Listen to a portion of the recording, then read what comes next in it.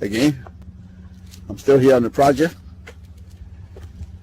building capacity around my mouth, but I got something to back it up.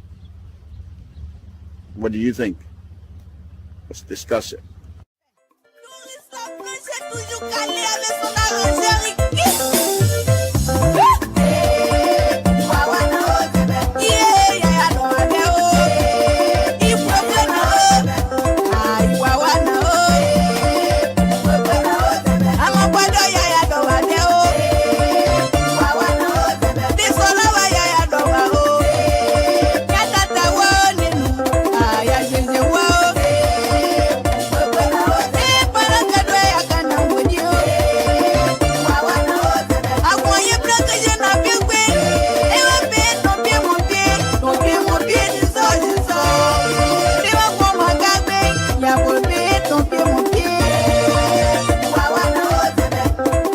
This is Samson Toll, Liberian Public Radio.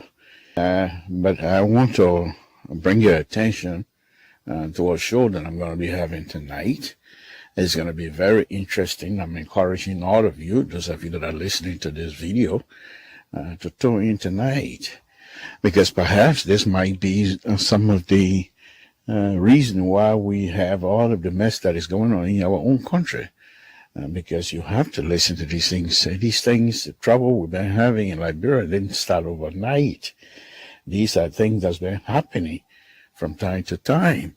There are those who came before us, past generation, failed to recognize these things, and will continue to repeat them, because we ourselves have not yet able to recognize and see if these things can be rectified, so that this country, beautiful country of ours, can be built just by our hands as Liberians. Doesn't matter who you are at this point. Concord country, it doesn't even exist anymore. We're all one another. We're all one country, one people. But if we do not understand why these things are happening to us, we're most likely not going to be able to find solution. So I ask you tonight to join me.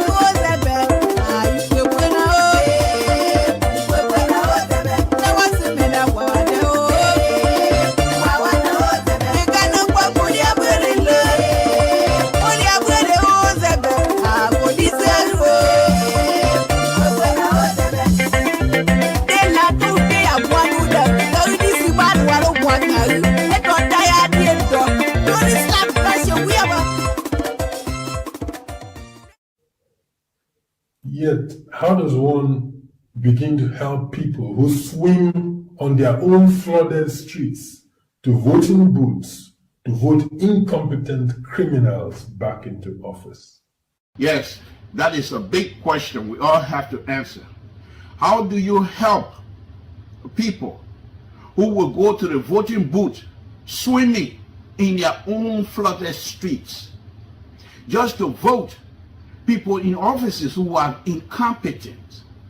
And those incompetent people that are being voted in offices will also appoint people who are also incompetent. So this is like a big deal. How do we help our brothers and sisters to make sure that their voting rights are utilized effectively? They have the voting cards. They must be told how important their voting cards are to all of us. And so I'm saying, those of us that have this platform, this is not time for hate. You don't come into this because you hate. You must do all you can to educate the voters themselves, how important their voting cards are. Because of their vote, our leaders be able to do what is right for our people. Join me this evening as I try to explore this particular question and many more that will be coming. Join me this evening at 8 Eastern Time, 5 Pacific, where we will take on this question and be able to see how much we can go. With your help, we, the Liberian people, will be able to educate our brothers and sisters that have the right to vote whoever they want, but they must do so with responsibility. This is Samson Toll, Liberian Public Radio. Thank you very much.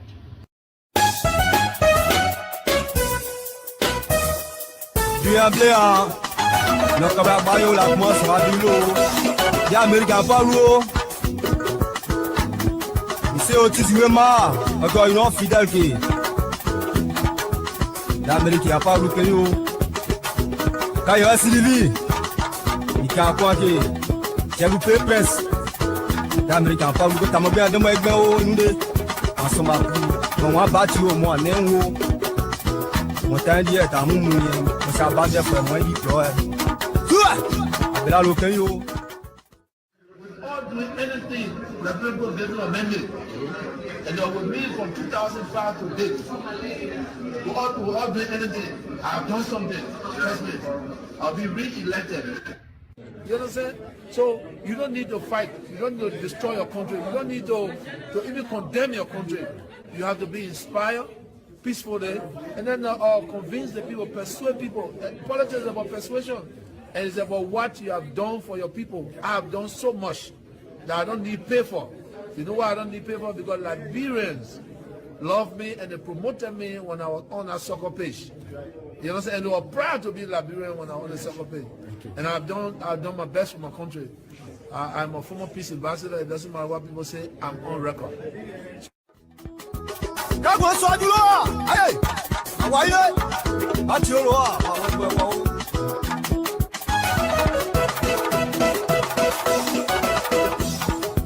Yao, abela lokeyo, bivito jobai, bivito inamba, artiste mo peyo. Manager Gigi, ouais que jamais forcé ou si tu connais tu connais. L'animateur Choco Noscan Yassin de Toyebi, l'homme a tout fait pour Mivito, Aniche les vieux. Henry, I can tell you the problem of this country with respect to prices, with respect to health, with respect to education, and largely tied to roads. There are no roads. You don't see opportunities where they should be when you don't have roads. From up to 173 years, we only have one road. How do you know what is happening in Bapolu when you don't have road? You don't go there. The prices of goods, commodities on the market are high because to get them to where they are needed.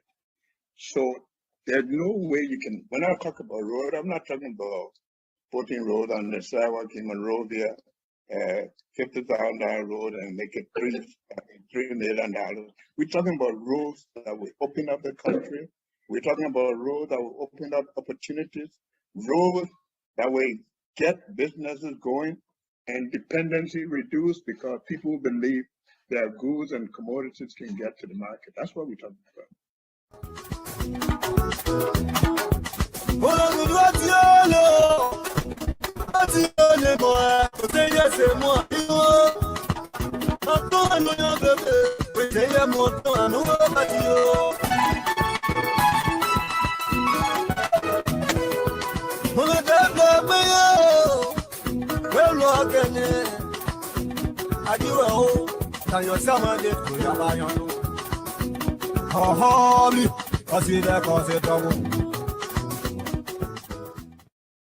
But we will prosecute and will confiscate assets that people steal and acquire by illicit means. I often say that in Liberia, when people get caught, they send their wife, they send their children, they send their relatives, whatever, to come and beg. I'm saying the Liberian people, don't come and beg. You know, don't come and tell me, oh, stand to help you get elected. He talk nice about you on the radio station. Now he's stealing, so forgive him. Stanley should have known when he was stealing that we're going to punish him. So there's going to be consequences. That's the first thing. Then we have to make sure we're paying people a living wage. So we did the arithmetic, we did the math in 2017 that when you look at policeman's salary or healthcare worker's salary or teacher's salary, by the middle of the month, the money finished. By the time they pay rent, they buy food, they pay the children tuition, and of course, they're not going to starve, right? So the policeman will pull you over, the teacher will accept bribe, they change grades.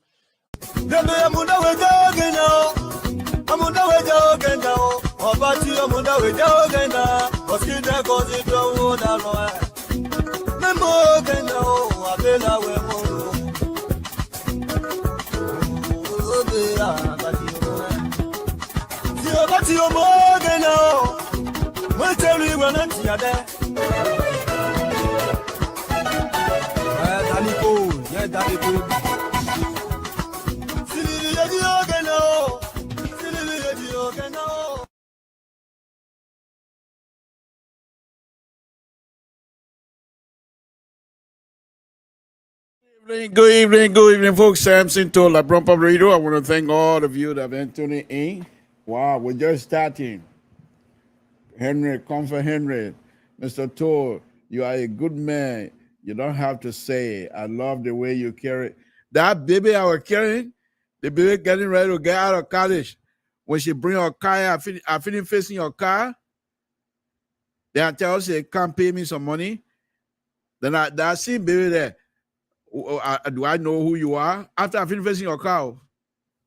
But I love it. Thank you. Thank you for recognizing that, sister. Thank you. I appreciate it. That's what we do, you know. Interestingly, before I go on to the God stuff, but let me do the God first, and I'll come back to this comment. Safety. Lord Jesus, we want to thank you again this evening. We want to thank you for bringing us here again this evening. Only through you that everything is possible. My God, how wonderful you are. Without you, we won't be here. Because of you, we are here. There's no secret about it. They can go and build all the stars. They want to go into the moon. They want to go into the planet. Jesus Christ, you are the only one. They can try all. They know. If you don't make that thing possible, nobody getting off of this planet. Because of you, people are flying. Because of you, things are happening. Lord Jesus, you're so wonderful. I just want to stand right now and start praising you and start singing. But all I can say to you, my Lord, thank you. Thank you for the opportunity you give us, all of us, the Liberian diaspora.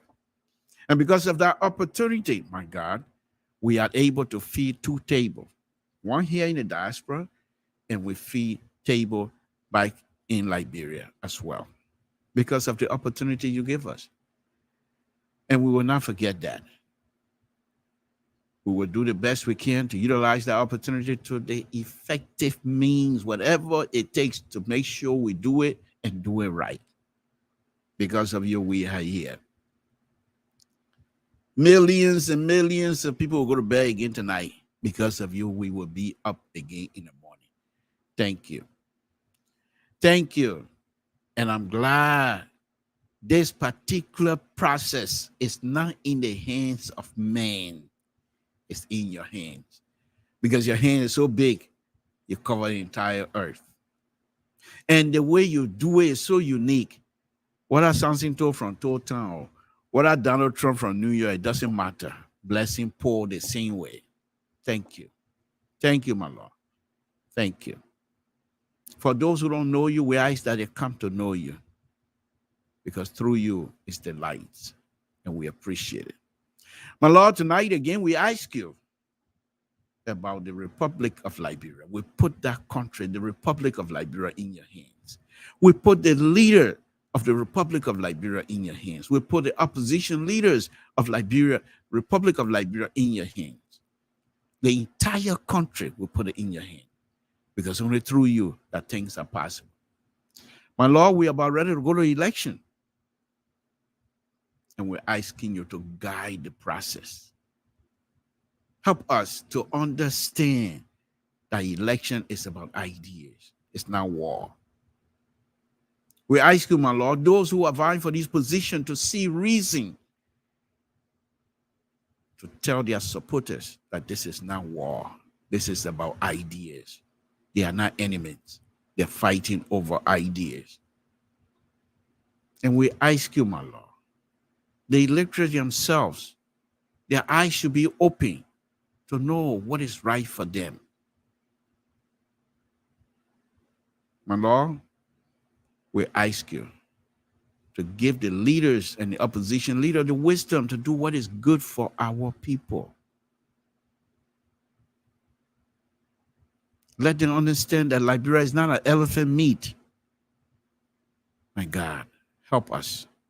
Help us to reap the resources of the Republic of Liberia so that every one of us will enjoy it. Help us to understand that this is a country belong to all of us. Help us. Only through you that these things are possible. And I'm praying here tonight. I'm begging. I'm also praying to you to present these things, open these people's eyes to know that Liberia must move forward. My Lord, because of the opportunities you give us and the fact that the United States of America continue to provide the security for all of us and the opportunity for us to work here as foreigners, make living, and still be able to support brothers and sisters back home. We want you to bless the United States of America. In Jesus' name we pray. Amen. Okay. So let me go on with my about 30 minutes of Tabata, and then I can bring in the analysts. So tonight program, folks, as I was saying here, Comfort wrote a beautiful thing here, and I really appreciate it. But the girl that was on my bike, she's a woman finishing college now, getting ready to. I don't even count her as my animal. That's she gone. But the thing is, I still fix a car. I don't want her taking the car to a garage, and because it costs more money to do that than I buy the parts and do it myself. But she's smart. She's doing well in school, and I'm thankful to God for that opportunity as well. I hope that when she finish, she start making money. She might help the Social Security people with some money coming my way. I shouldn't just depend on Social Security. She might ask something. All of them, I will charge them one. All of my children are working. I will charge them one by one. I'll charge them one. At the time they were born up to this point, the cup of rice they've been eating. Of course, many of them don't eat my rice, but I'll still say cup of rice. Anytime I eat cup of rice, they pay for it. So we'll go by years. Samson too. I love it when I do that. Folks, welcome. Again, we're in this business, not because of hate. And in as much as I am not a supporter of CDC and this president based on policy, I don't hate anybody. And I'll be truthful. If I see something that is good, whether I come from CDC or not, I will not just close my eyes and I will show it. And so I'm going to do that again tonight. I told you guys yesterday, and please, if you want to accuse me of being undercover sedition, so be it. Honor blanket sedition, so be it. I don't care. Whatever you want to say about me, that's it. But I will be truthful. I must be truthful. Okay? So I told you guys yesterday, I call him Piggy, and somebody said, why are you calling the president Piggy? He's our father. I can call him Piggy, but I'm older than him. So please, don't come challenge me here. I beg you, man. Find something else to do, man. I beg you, man. I mean, enjoy myself. But anyway, the president is very comfortable. I told you guys, this coming election, and you see, this is what I do, and I will not hide it. I will play president. We have video, but the other video that don't portray us in a good light, I will not play it. Y'all not see, I will just make sure y'all go research it. But I guess because if I put it side by side, people say, Mr. Tony, you're killing us. So I will not do. I'll just talk about it. But look, it's better to be truthful. I can't come and lie to you. Say I don't have it. I know I have it, but why I'm not playing it? Let me tell you. Why should I come and lie to you? I'm not playing it, but I know many of you have seen it, and I can't put. There's no way I will put that video side by side. Play President We Have video that I'm going to be playing tonight, and then play that particular video and say, "Look at this." There's no comparison. I'm not going to do that. I want to be able to continue to praise Ambassador Baka. But anyway, let's go on. So I told you guys last night that this president is very comfortable now. And I told you guys, yeah, Mr. Marley, just hold on 1 minute. We'll be back. I will be right back, Mr. Marley. Just hold on. Let me park you in the backyard for you. In the backyard, you don't park you in the garage for a few minutes, just like President we are, but Ambassador Baka. But anyhow, so the issue was, I showed you guys yesterday the president video walking the crowd, which I told you guys are very frightening for me. I'm also going to be showing you the president's speech to the audience, about 2 minutes long. But before I do that, let me show you a little clip of yesterday when the president was walking in the crowd. And the reason I'm going to be showing you here, I made a statement here yesterday. I said, after the president got up and went and sat down, he decided to clean his shoes. I pay attention to that. What was the intent? Why was he doing that? What was the white shoes so important? I mentioned that yesterday, and I have that video. I will play it as well. But I want you to see how the president, perhaps you were walking in the dust. But it can't be me anyway. So the president is telling me that when he was playing football, whether be IE player, Lone Star player, whatever AC Milan, and he playing that mud, when he goes on the bench, does he reach halftime? Does he go and clean his boots? Unacceptable, Mr. President. That is unacceptable, according to me. We can't do that. But then again, the president is CDC. He's a sedition. That's what they do. They're very good at that. All the president voting for their foot in your mouth. And then let me just show you, folks. This is it. I'm very serious about these things.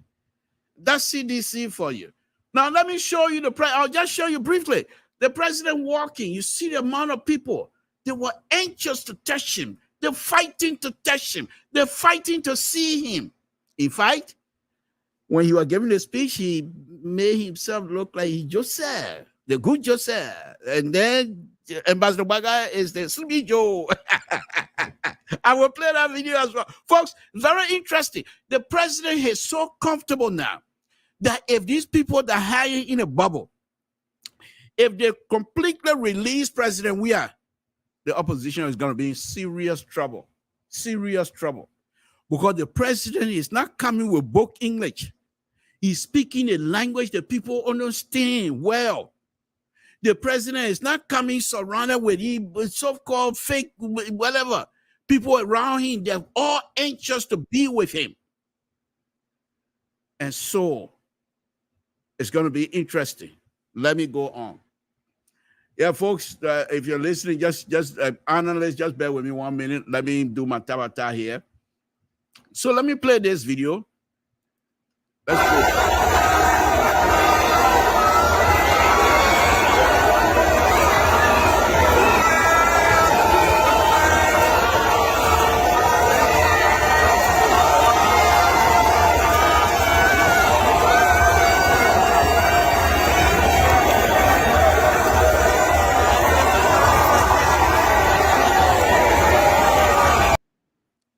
So you saw that Tamafala and Moruba Mono, they're all fighting to get where I don't know where, but you saw that. Now let me play the video on the same video now. Here is the president after he walked all the way, took his seat. Now watch this. This is where I said CDC. No, they're very good. When they do something, you praise them a little bit. They say, no, what we did, not good. The poor, we like the poor, our foot in our own mouth. Let's watch the president of the Republic of Liberia. Have you had that walk? The walk is not anything more than 5-minute walk. Watch the president.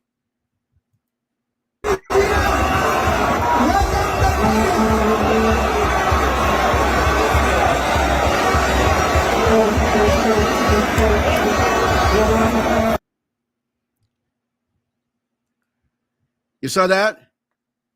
The president cleaning his shoes. The president cleaning his shoes. Liberians, according to the news report, consume more rice than Nigeria, Ghana, and everybody else. But not enough in Liberia. We don't produce much for ourselves. The president walk, he's cleaning his shoes. His white shoe must not be dirty.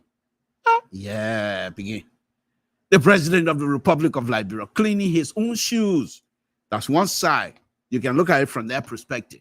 The president, I'm giving you all of his perspective now. The president of the Republic of Liberia, have you had the opportunity to walk among his peers, his pleasant, walk on people anxious, crying to see him? He sat down. Instead of going back on the podium and talking to the people, he cleaned his shoes first. His white shoe must be clean. His white shoe must be clean before he stand up to say something else. Let me play that again. You think I ever play?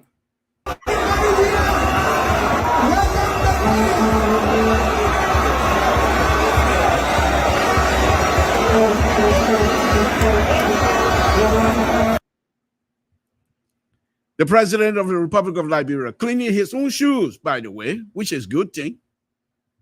But at that time, let me play one more video. Now, this video, after I finish playing it, then I will play. I will not show you, but I will tell you where you can go to find the other video, and then you can make the comparison yourself. This shoe cleaning part. I really, what? It's not rainy. You saw one of the interesting things on that video. There's so many interesting things, but some of the things that I watched. The first lady, after Moluba Molu and Tomofala forced their way through and come, the first lady became very tense. And you could see her hands from going holding hand with the president coming to see, you can see the squeeze. You can see that. And the video did well by showing that. But anyhow, that is the video. Let me play this one here now. This is the one that really now telling me the president is much, much more comfortable in engaging opposition than what I thought. Unbelievable. If the handlers, if the people that put in the bubble, if they turn drunk and lose President Weah and say, turn him loose and say, go and get speech and go and talk, we're in trouble. But the people are not doing. I know that CDC, they will put in a bubble. That will give us the opportunity to go through little by little. Little by little, we'll get there. We'll get there. But if they let him lose and say, go, we're in trouble. Listen to, no, on a very serious note. Look how, I'm a political junkie. Whether I support the president or not, as far as I'm concerned, I want him to be unseated. I mean, to be defeated. But as a political junkie, when you see politicians giving speeches that are of real politic nature, you enjoy it. It doesn't matter where it's come from. Whether from Joseph Biden, whether from Barack Obama, whether from President Weah, you enjoy it. And this is one of those. Even though as someone who admires Ambassador Buckeye, this particular conversation, this particular video was very painful. But if I remove myself, which I do have the ability to do, by the way, I've been saying it over and over. If I remove myself from the admirer of Ambassador Buckeye and just become a spectator, this is one of the best videos coming out of President Weah for a long, long time. The way he phrased his speech, the way he went, the red meat he threw out to the audience. It was unbelievable. I've never seen anything like that from him before. So there's two things here for me. I'm a little bit concerned, and I pray that these handlers, his people that put in the bubble, they shouldn't let him go. They should control him. Because if they do, he will not be like this. They gave him, look at this. They let him go. That's 2 weeks, 2 days. They let him go. Look how much he did. I don't want to say what he did to us, but let's watch this video, folks. Is that Joseph the dreamer or Joseph the sleeper?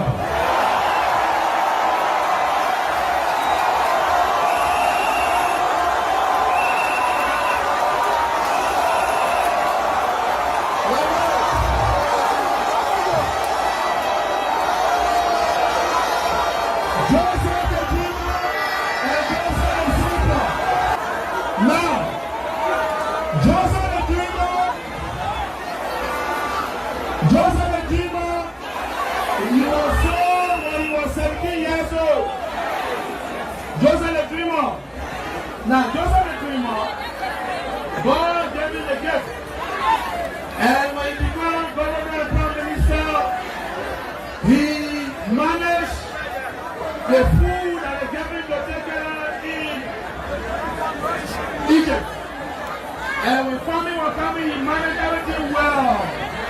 That's Joseph the dreamer. The Joseph the sleeper, he was agriculture minister. He does not play no race here. Joseph the sleeper, he was LPR-TV managing director. No gas here. The Joseph the sleeper, his father is running. The Joseph the sleeper, the LPR money, he does not pay anything.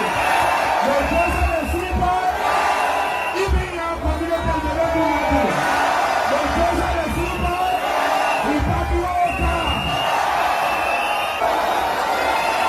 So the Joseph the sleeper cannot do anything for you because the Joseph the sleeper, he doesn't have any ideas.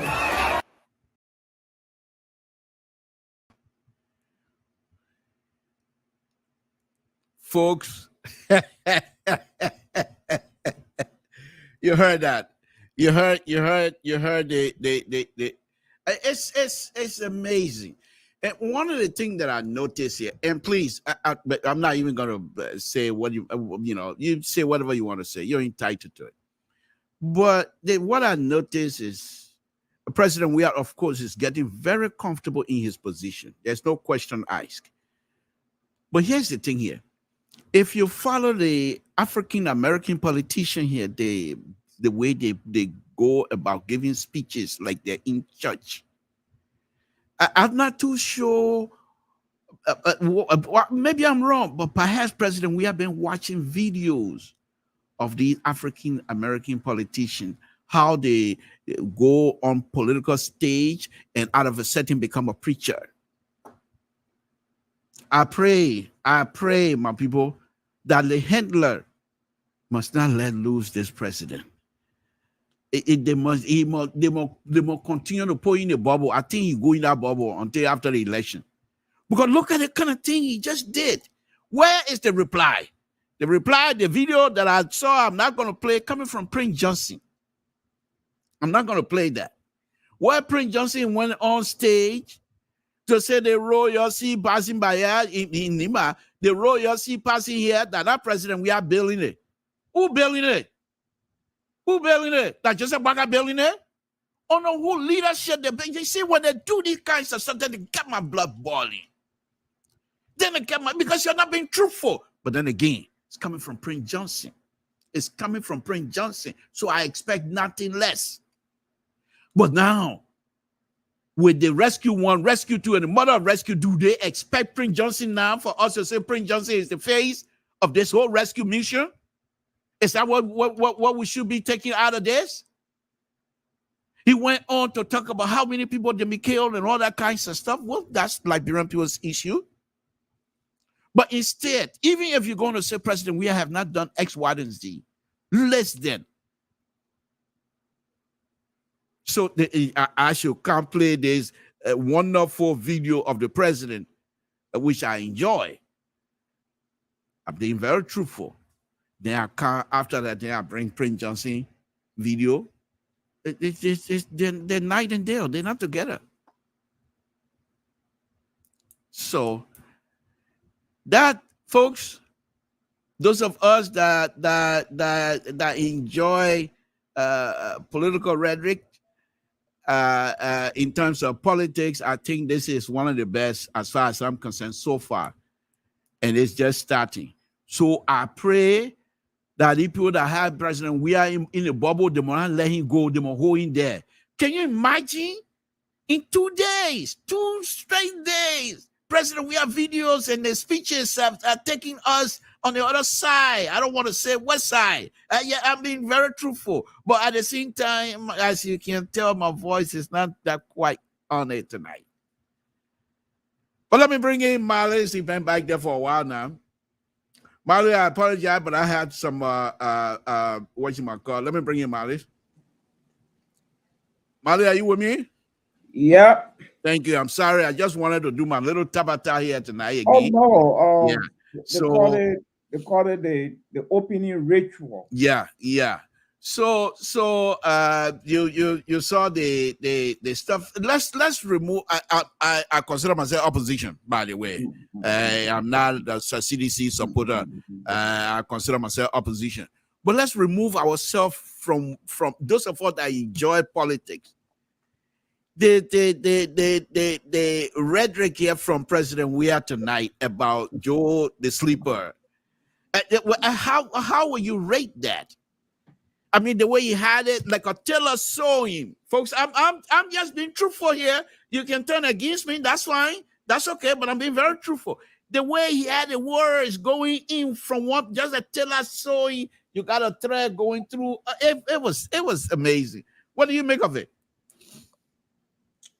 Well, this is a political season, and one thing I credit George Weah for, he understands the audience he deals with, and he knows the type of language they want to hear. So you see that when he said Joseph the dreamer, Joseph the sleeping man, or whatsoever, the people went, why? You see? So it's like George Weah got a way of resonating with his people, with his base. It sounds simple, it sounds funny, it sounds stupid, but trust me, it's deeply entrenched in the mind of those people, because that's one way he can communicate with them, and it's working well for him. Yes, it's really working well for him. He's not making it difficult for them to understand him. No. He's not putting coloring on it to change the face or his presentation. No. What he's saying, they have been saying it. But this time, the difference is the president had finally given this story out now. It's really true that Joseph Boakai is the sleeper. So now, George Weah has finally put the last nail into the back of the coffin. So people leaving from that platform, going please, home. when we're speaking about Ambassador Boakai, let's take the word coffin out of there. I beg you. All right. I beg you. Let it be couch. Say couch or some other thing, but please take coffin from there. I beg you. Well, I think a choice of voice. But what I'm driving out here is that President Weah had just legitimized what they have been saying about Joseph Boakai. And the manner in which he presenting it, he is not presenting it in a sophisticated way. Mm-hmm. He presenting it at the level of the people understanding. Mm-hmm. He presenting it in such a way that they don't need to struggle to define what he has said. And this is one strategy George Weah has got under his belt. as compared to the rest of the politicians. Mary, I don't mean to interrupt, but I don't think that's what I'm praying, that his handler should continue to get him in a bubble. Because if they let loose this guy, somebody, Comfort just said here, and that's the true statement. Comfort said, Mr. Toll, remember the president is a footballer, musician, dancer, and more over a politician. So if they turn the man loose, they make him be capable of taking on the stage with music, with guitar and music, and start singing and the people will dance all day. You know why? I think he's able to do that. And if he does that, that's going to be something else. But you know why? Do you know why? Go ahead. There are two reasons for that. George Weah he have come to understand the type of voter he dealing with. Yes, yes. They are down, he down to earth. So he treat them as a down to earth politician. Yeah. So at the end of the day, George Weah will never go on any of these stages to preach sophisticated, to make a sophisticated presentation. He's not going to do it because that's a waste of time. Yeah, I agree. So if Kumi went to that stage and began to talk about the sophistication, let's just say, let Kumi go up there and try to describe George Weah. He will be using terminology like bad governance. Yes. Abuse of human rights. Yes. This man has plunged the nation into a catastrophe. I say you got it. At the end of the day, the audience will leave from there without nothing to take home. Taking nothing home. Yes, I agree. And let me come back into your camp. But Mr. Madero, I beg you, when I get plenty oil, I don't want these people to let loose President Weah. I beg you, because seriously, if they let loose this president within the last 2 days, thing that he have done, if they let loose it, I bet you this president is capable, and say, you know what, I will go to every county capital and play football, and the amount of people that will turn out at the stadium, whatever field he's going to play in, it will be unbelievable. And I better not give CDC a lot of idea here. I beg you, Mr. Marley, let's talk something out. But anyway, wrap it up. Go ahead, make your point, my brother. Make it, man. They want to go to Ambassador Baka. I heard he's going to be coming again. He will go to some kind of gathering, and then all the book. They don't have time for book right now. The people in total, they're not interested in the book business. They want to know what you're going to do for them. Hey, man. Yeah, but go ahead, Malik. Go ahead. Yeah.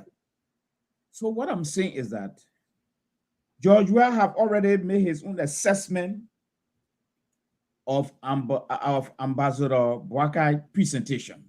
He had already made his own assessment about the other opposition leaders. So he has now come to the conclusion that, okay, I will go this way. Because, Mr. To, I just want you to remember one thing here tonight. The type of voters sometimes you have in your country can determine the type of president you will have tomorrow. And that's true. That's true. And the same thing with education. The type of educational structure we have in Liberia can determine the politician that will rule the society. If in the school, people are buying grades and graduating overnight, carrying on bribery just to improve their grade for graduation, you expect to have what I call a corrupt society. You see? So the type of voter George Weah is dealing with, he's dealing with people who are not sophisticated. Because he himself, he's not sophisticated. So he looked at the crowd for a long time. No, hold on now. He's not sophisticated according to you. No. Not according to the people the audience that he was dealing with. As far as they're concerned, he's highly sophisticated. No, I'm judging George Weah by his output. The video you just showed, and the thing he just said about Joseph Boakai, I'm judging him by that he's not sophisticated, because the audience he's talking to, they are not sophisticated. Well, but then, Mr. I don't know. You put him in a position of arguing, but I'll be truthful anyway. Doesn't mean I'm far from it. CDC and myself, we don't the people that put their foot in their own mouth. So they myself, we don't get along well. But the point here, when you said that, I thought the essence of education and sophistication is a human being who has the ability to play with the rim of whatever positions he's in at the time. If you take him and put him with PhDs, he will present himself well. If you take him and put him with the town people, he will present himself well. If you take him and put him in our audience, he decided, and he will also present himself well with the audience. Then why will you not say this person is sophisticated, Miss Bradley?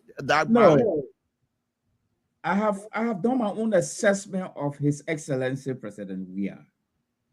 President Weah is not sophisticated, but his strategy of going around his people meet the expectation of the people themselves, and the people that say expectation of the president, they are just in line.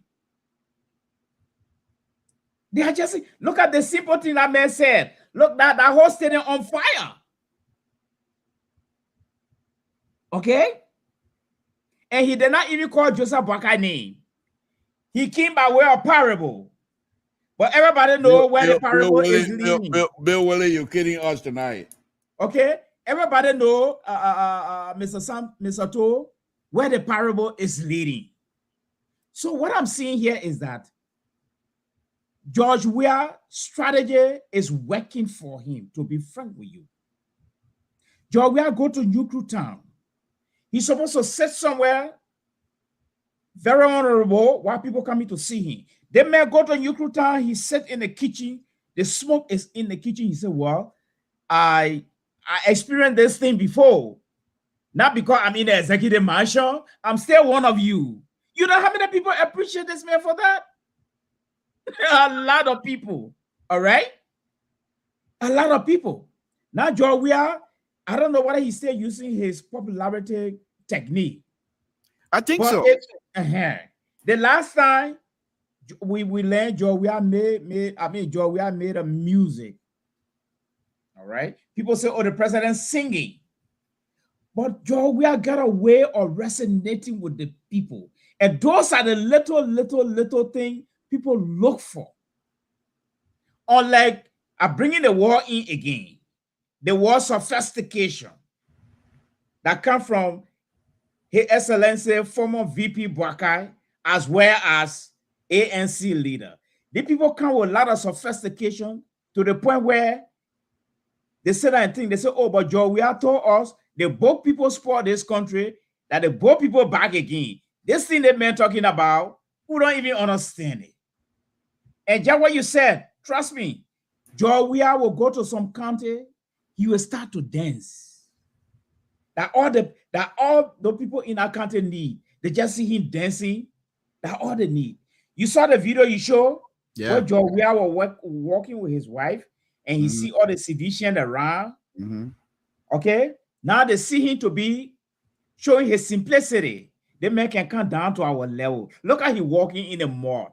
We're also walking in the mud. So he walking in the mud. This is the kind of man we want. With all the suffering going on. God forbid. God forbid. God forbid. God forbid. God forbid. I mean, we're just analyzing. No. I just want to be very objective that George Weah is playing his card very well. Look at the gathering you show me in that Grand Bassa County. No, the one today that the one I've been showing yesterday and today that how do you call it? Maria. Very good. But anyhow, let's get off the president. I think, as far as I'm concerned, I pray that the handler, those who, I have a question for you. Go ahead. I know you one of the staunch sympathizer of VP Boakai. I don't want to use the word membership. Yeah. Well, question. Okay. The question is that what do you people could do differently so that you jam your Wiase's corridor of presentation? Mr. Mare, the people, they don't know me. I don't know them. I don't speak for them. So I want to admire Ambassador Bakai. I can't help you with that question. It's too deep for me.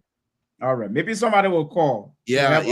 I hope. But what no, on a very serious note, what I think perhaps they need to do, not to go toe to toe with Ambassador Bakai, no pun intended, but to actually, President Weah, but to actually, when President Weah comes out and make these ridiculous statements that he's building roads, he's doing this and he's doing that, and let Ambassador Bakai someone who is designated to do some fact checking.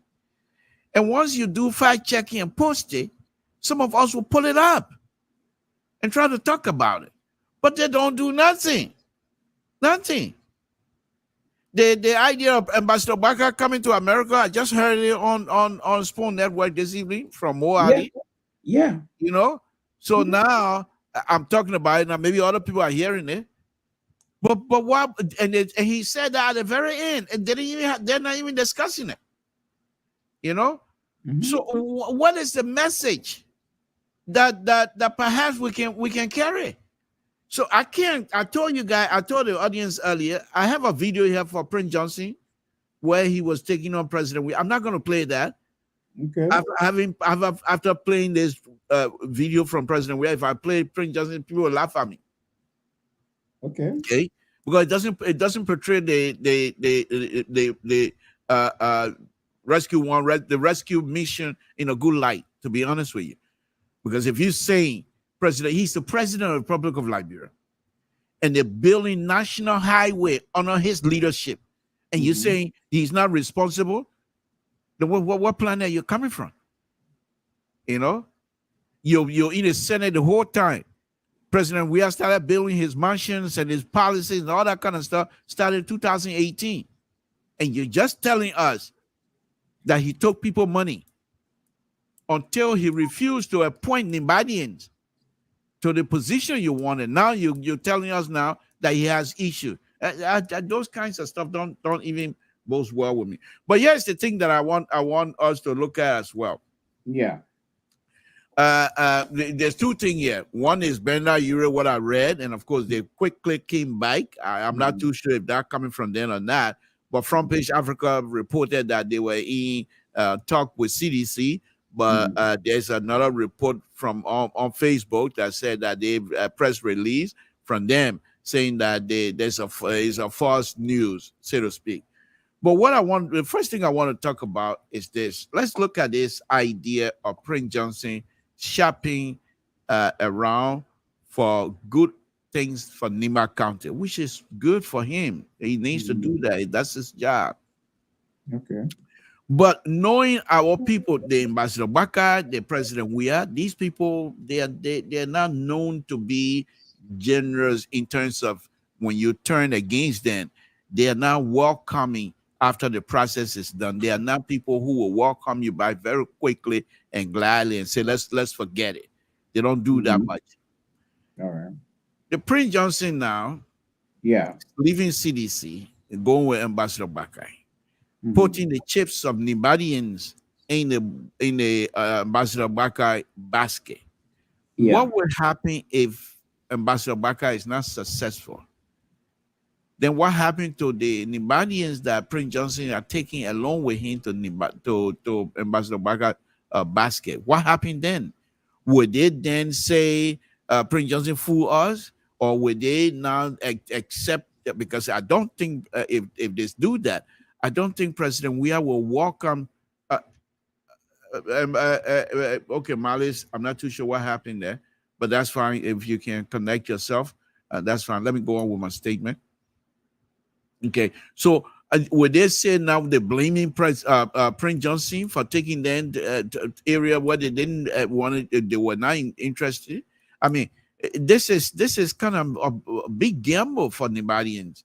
And yes, the thing here, CDC is still going to take chunk of vote from Nima, and Councillor Gonglo is going to take chunk of vote from Nima, and so is Unity Party. But I don't think Nima will vote in their numbers for Unity Party like they did with President Weah. So now President Weah going to identify, most likely, he and his people going to identify certain group within the Nima community they would say these people were not for us. You heard what he said. You want to go take your people with you. So, but he came back here, and let me read this here. Talking to the folks now, he said, who all have left for reason for reason whatsoever to come back home, whether it was because of dissatisfaction, disappointment, disrespect, this argument, disenchantment, or any other this, let all bygones be bygones, and come home to join hands with your brothers and sisters in this great commission for victory. You think that statement is targeting Prince Johnson and his Nibadians folks who have left the coalition? You think he's asking them to come back home?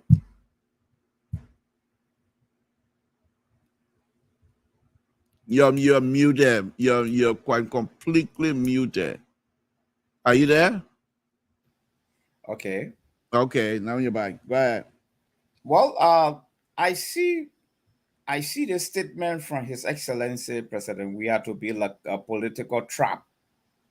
Wow, I didn't see it like that. Interesting choice of word. Go ahead. Go ahead. Now you have pricked my interest in truly paying attention to you now. Political trap. Go ahead. Yes. Because it's like, first of all, I want to thank President Weah for that line of thoughts in his presentation. Someone told him to put it there.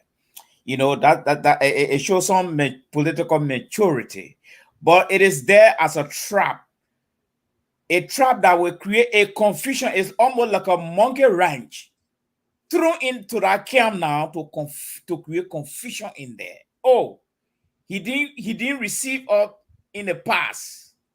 Now he wants to receive us now to continue the journey. Trust me, there will be more betrayal in Prince Johnson's camp because of that statement. Yes. Interesting. A lot of Prince Johnson's members might cross the Rubicon to join George Weah because of that statement.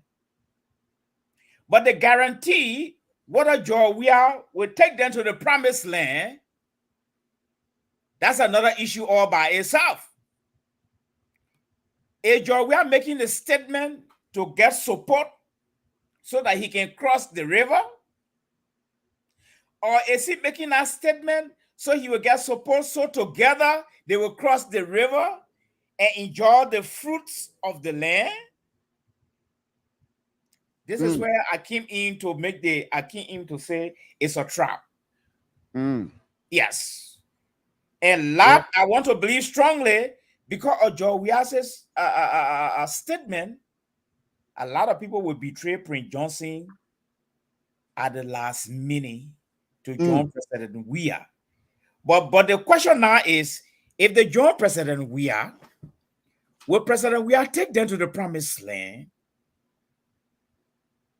Or if they help President Weah get to the promised land, will President Weah allow them to enjoy some of the fruit of the promised land? Or he will tell them, well, thank you, you can go back now.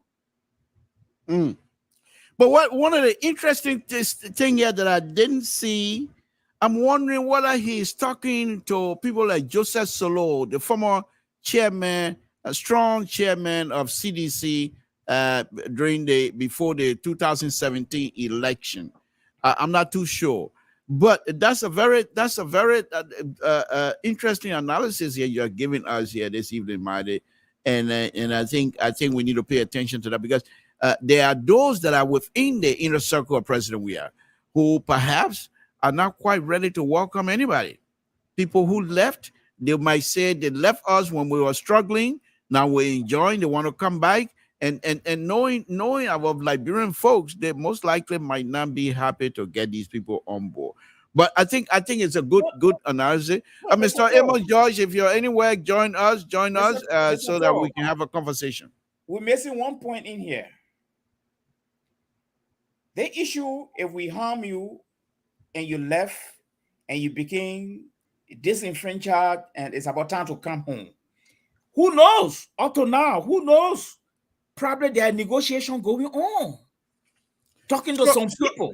So what I want to do here tonight, because I don't have any statement from Ambassador Baka that I can read and say, let's try to dissect these statements word for word. And so the show have to go on. So the only thing that I have here is a statement from the president. So because of that, let's try to dissect this statement from President. We are here. And I like I will appreciate your honest input here, which you always do anyway. So let me go on to the first one here. He says, let us not be tempted, he says, to drink the same old wine from the same old bottle. We are remarked at the rally. Okay. Instead, let us recognize, embrace, and celebrate the generational change in national leadership that has taken place under my guidance. That is the one that I want you to take on. Instead, I know when he said "oh wine," I know he's talking about Ambassador Baka, but we already went through that. But this is what he said. Instead, let us recognize, embrace, celebrate the generational change in national leadership that has taken place under my guidance. What exactly that he have to show? What is it that he shows? He's going to show us Sekou Kalasko as being the young generational leadership under his Jefferson Kochi. Which one of those people that? I mean, surely the like of Samuel Twain and Eugene Abe are not young to say they're young in terms of politics. But who perhaps he's making reference to, you think? Well, I don't know whether you have had time to look at the nomenclature of CDC in totality when it comes to personality-wise. Now, the people myself, we don't get along well, so I don't want to look at them much. If you look at the embodiment of the CDC political party, it is impregnated with indigenous. Mali, yeah, we no, go. No, no. You're getting ready. You ask for analysis. I'm coming now. Okay, that's your. Okay, I'll take it. Go ahead. Okay. Go ahead. So, to me, this is one of the indigenous political party I have seen 100% indigenous boys running it. 100%. I stand to be corrected. Okay. So when he said, in my thinking, when he said a generational change, it's like I'm one of the indigenous. I'm your son. I was born here. I was raised here. We all drank the dirty water together. I'm back. And it's about time for us to move forward. All right, okay. All right, too much of jug. We have wine here. I don't care to drink that Kool-Aid right now. That's too much jug. We have Kool-Aid. I don't care to drink that. But thank you for that. Now, I don't see you saying anything here. Ambassador, you come in here. You ask me this one big question, and I am unable to answer it. Now you come in here now with all kind of good line for president. We are pleased. Let's I just being objective. I know that, but your objectivity right now is going somewhere else that is not in my favor. I'll be honest with you. Because the ambassador you try to be in deep sympathy with, from the time he selected his number 2 man on this platform, we were talking about messaging up to today. What is the message? Okay, people are even running campaign on behalf of the ambassador. I don't know how effective that is going to be, you see. And this thing you have to get to the people. No matter what other people, you see, Joe, He know the people know him, but you got to get to the people and keep reinforcing. I don't see this thing with the ambassadors happen. I don't know. Rescue I think two, the, I rescue think the three. ambassador have to do the same thing where what's his name, the center is doing in Florida. Fire all these people and bring in new people to try to reinvestigate your stuff so you can move forward. But anyway, let me there's nothing here from Ambassador Baka that I can read. So I will not do any more reading because every time I read something, you come out with it. Yeah. So I'll not do any more reading. But let's go on. So the next thing is, on a very serious note, the next thing is, this is an article on Front Page Africa that said that Honorable Benina Ure and some top members of CDC are in talks in terms of trying to see if Benina Ure will support the candidacies of President Weah, the re-election process of President Weah. What do you make of it if it is true? What would be your analysis on that? If it is true. Right now, speculation, and please let's do it well. Well, there are possibilities for this to happen because it is politics. Now, nobody want to be on the losing side right now. You saw, I think you've been following some of the breakaway from Alexander Camp back to CDC. You know that, right? Yeah, but ANC and CDC, they're about pretty much the same group anyway. So what we're seeing here now is about politics, is about interest. If it is not impossible for Benina Ure to cross over and pay his allegiance to George Weah. In the first place, it was the same CDC that decided to stop his daughter from moving forward. And George Weah said it. I will make sure she will not make it. And she said, "No euro." He said, and I'm paraphrasing here, "No euro will win anything here as long as I'm here." Okay, so if possible, Euro will want to reach out to him, but it's like he will want to have the Bible in his right hand and the sword at his back. Yeah, to pay back. In politics, sometimes they are payback time. Yeah, but Mari, if so I want to believe strongly it could happen. Yeah, but what I'm reading here, if it is true, then I think CDC, in as much as I've been sitting here running my mouth, I know they're smart. I've been saying that they're very intelligent, but then I think they have gone beyond anything else to be this smart and be able to bring Benina Ure in there for. That mean they knew very well from the beginning, after they got shellacked, 2020 election, they went back into their war room and they decided how to scatter this opposition. And perhaps they were able to get to Benina Ure at a very early stage of the CPP business. And so, because here's another thing here. When Custer, some time ago, having had a conversation with President Weah, his tone of President Weah was not as rough as it used to be, which I appreciate because he's a human being like any other person. So perhaps maybe it has nothing to do with that. Maybe he just felt President Weah being a friend and a decent person, he does not deserve those kinds of characterizing position that he put President Weah in, calling him names and things like that. They were not necessary.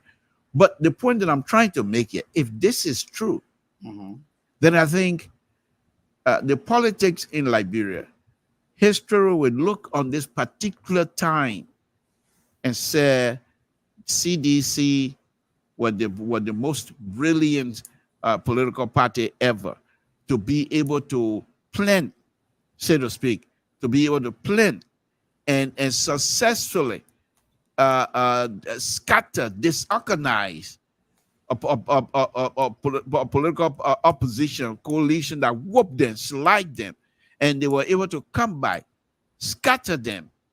And I'm using the word scatter like any other word I was using total, chakla them. They did it successfully, if this is true. But late this afternoon, I read somewhere where they said it was a press release, but I'm waiting to see if that press release will make the news tomorrow on Front Page Africa. That how they call it, the meeting was a fake news. There was no meeting and what have you. So I think I'm waiting to see that. But if this is true, then I think the CDC must be given a crown of being one of the smart political party ever in Liberia to do these kinds of stuff. But Mr. Marley, let me go ahead. I think we need to open the line soon today so that people will call in and give their contribution. Let me set it, folks. I'm going to be putting the line up now. Just let me. But please, when I'm lining, I can only line up 6 or 7 people. After that, everything, when I put anybody else in there, the whole thing gonna collapse. So please just call and make it brief so that other people will have the opportunity to speak and be able to make their point. Please, it's very important for us to keep that to a brief conversation. But okay, we're ready to go. Mr. George, when you're ready, just put your finger up. So I will now put a number. Oh, okay. I number 9. All right, let me take this. Number 9. Hello, number 9. How you doing? How you doing, Mr. You see, I get St. Joseph. Ali, I get something closer to you tonight. I got St. Joseph on. How you doing, Mr. Marley? How are you, my dear brother? How the family? Mr. Toe, let me comment real quick. Yeah, no. But before you comment, you see, I got comment from my St. Joseph first. Yeah, St. Joseph. blue and white, St. Joseph, that closer to you. So, Mr. Tom, real quick. Yeah, go ahead. So let me say this to you. I don't know why you support, Oh, why are you gonna bring that? And sometimes I find it hard to believe, a great intellectual like you will support Ambassador Boyka with all the flaws that he got. So let me make 1 or 2 corrections here. Number 1, you said that President Weah said as long as he's here. Okay, hold on. Your correction is good, but let me merge this quickly, please. Hold on. Go ahead. Make it brief because I got to get Amos George in here before I take any other caller. Go ahead, Aaron. Go ahead. President Weah never said this. The comment from Mr. George, when you're ready, let me see your thumb up and let me connect you right away. Cannot win nothing. The U.S. cannot win nothing in Liberia. That's what he said. Okay. So. But what is the correction you're making? What's the correction you're making? Number 9. The correction that you said that President Weah said, as long as he's in Liberia, we are US dollar will not weigh anything. No, he didn't say that. He said as US are not capable of winning anything in Liberia. That's what he said. Okay. All right. Okay. I take your correction. And let me make another correction again. Okay. Go ahead. Let me make another correction again. I agree with Mr. Marley. Of course. Mr. Marley said that their government is a real indigenous government. Oh my goodness! And for you to sit on your platform and say, what are the young people that you see in the government? It's very difficult. Let me be frank with you. Why is that? Why is that? Why is that? Government. Because there's a lot of young people working in the government. But Mr. Made, you are not listening. Hold on. You are not listening because Mr. Made asked me. Listen. Hold on. Mr. Made asked me have I had the opportunity to look up CDC and the makeup of sedition. And I said CDC and myself, we don't get along, so I don't look at it. That's what I said. So what I'm not saying that he's wrong to say the people that are in there. I just, because I don't get along with CDC, so I don't look at them to see who are in their rank. No, you name a couple of people and you say that they're not you. Okay? No, I said they like they like a Moruba Moru or Tomo Fala. You know, are they the youth? I'm trying to tell you that Tomo Fala is a very young guy. Tomo Fala is a very young guy. Okay. I'm a couple years older than Tomo Fala. Oh, okay. Tomo Fala is a very young guy. Okay. Okay. All right. Yes. There's a lot of youth in the CDC. Lot. Okay. A lot of them in the government. Okay, we're not going to go with a youth business. Make your point. I number 9. Other people behind me. Go ahead. No, but that's my point. That's my point. I'm trying to tell you because you're supporting the ambassador podcast, so you're telling a lot of stories about the Unity Party because the Unity Party was not winning election in Nigeria. Okay. Okay. Ambassador Parker was not winning election in Liberia. Okay. Thank you. They will not win election in Liberia anymore. Okay. No way. All right. Thank you. No way. Thank you. Thank I don't know why you. you're supporting them. You don't want to party from Nigeria supporting the Unity Party. You don't want to party from Nigeria supporting the Unity Party. Thank you. Thank you. I'm the only person from Grand Union Country supporting the Unity Party, he says. Go ahead, Terry. Go ahead. Yeah, Go ahead. This is the typical mindset of the sedition.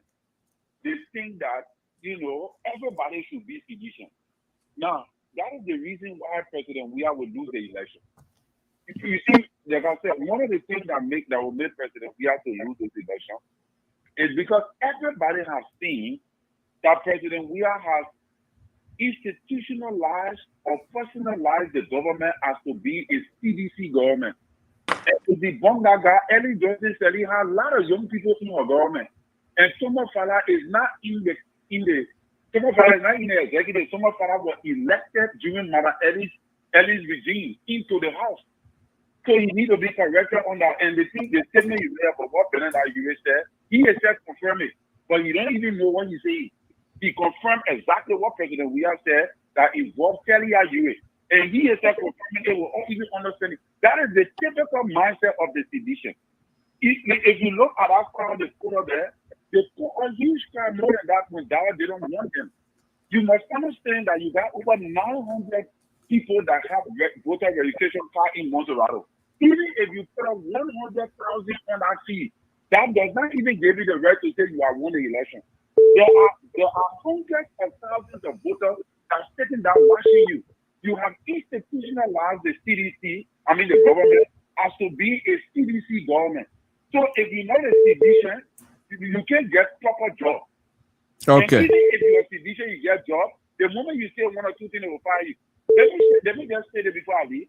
One of the reasons why it is so clearly that President Weah will lose this election, when they say when the Christmas comes, when the Christmas will be good, from the East.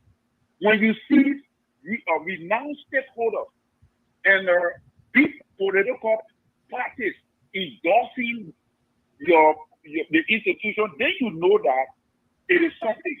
But when you see people that were part of you running away from you, people that were part of you, the Prince Johnson and other people, they are all the NPP clique. And finally going on the other side, they're running away from you to go to the Unity Party who everybody thought had no hope. Okay. That tells you it speaks huge volume. If the reason is because President Weah lied to the people. All right. People cannot trust him because this will be a last term. Okay. So, Thank you. So we're not disturbed by that, what they're doing. Thank you. Aaron, I will take your call later. Let me bring Mr. George in, then I will put a number. Mr. George, go ahead, make your comment, then I'll bring Aaron. Aaron, I will call you back so that you can make your comment. Let Mr. George make his comment, please. Go ahead, Mr. George. Mali, how you doing, Mr. Toh? How you doing? Thank you. How are you, sir? I've been following the program, Samson. There are a few stories that caught my attention today from Liberia. One is this news that circulating about Benin Ayure going to the CDC, which, of course, It is his right. Is anybody right to associate any party in Liberia? The only thing they are thinking that if this is right, I mean, if this is true now, then I question the country that we want to build. You know, from the onset of this, the CPP thing, I think I on tape from the outset, and you and Mr. Toh and Mr. So used to question me why I always say that Benin now was the spoiler in this thing here. From day one, Mali, then were not even around. From day one, I said Benin Nigeria will destroy the CPP. I mean, the CPP.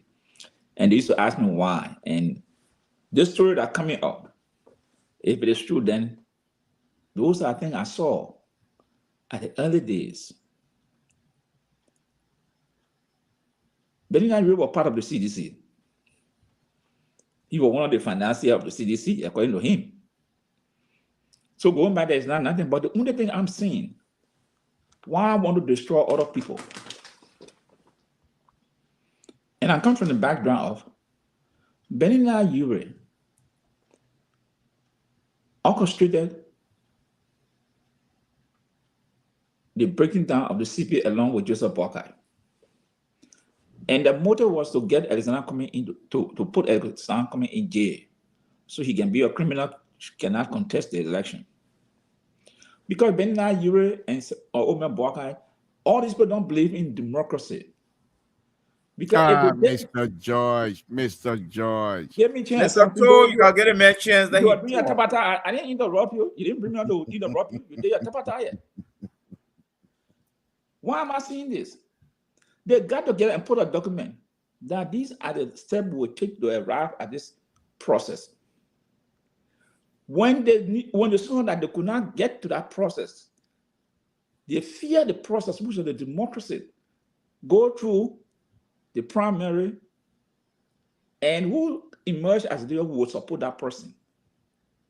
Because they saw that they thought it was the same old politics in Liberia, but Arizona coming came with a different idea.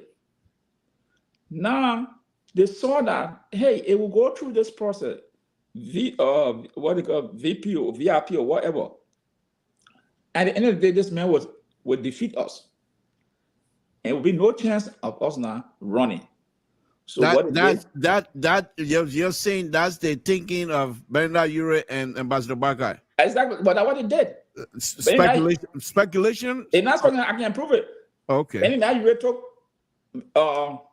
coming to court. Who was his lead witness? Joseph Bakai. Am I lying? All right, go ahead. Joseph Bakai was a witness who testified falsely. They said that John Mo Ali, he went to court, said he could not swear on the Bible. He said he was Muslim, he could not swear on the Bible, he could not swear on the Quran. These are people today who led to the breaking down of the CPP. And now today they want power. These people don't believe in democracy. Benin Nigeria, you saw what happened 2020. His daughter, that car was the damage that car set the place ablaze. The children that sacrificed protecting that girl got high. I'm saying if this is true, then who is Benin Nigeria? Is it about the Liberian people? But yeah, I understand that, but there's also, like I said, there's a late this evening, there's a press release. According to the press release, which I have not had the opportunity to authenticate that yet, but they said that there's a false news about Benin Yure having conversation with CDC. He does not intend to do that. So let us don't put our egg in one basket right now. I'm just speaking from the face of what the paper said. That's why I'm quoting the paper. I'm not saying he did it or has he done it. I say according to what the paper is saying. If that is true, then I want to question, what is the law of this country?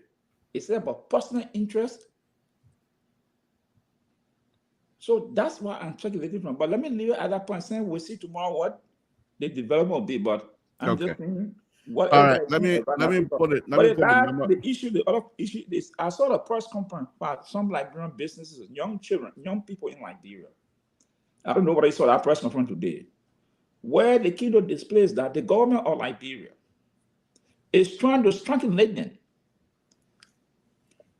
in the interest of the Lebanese and Indian people.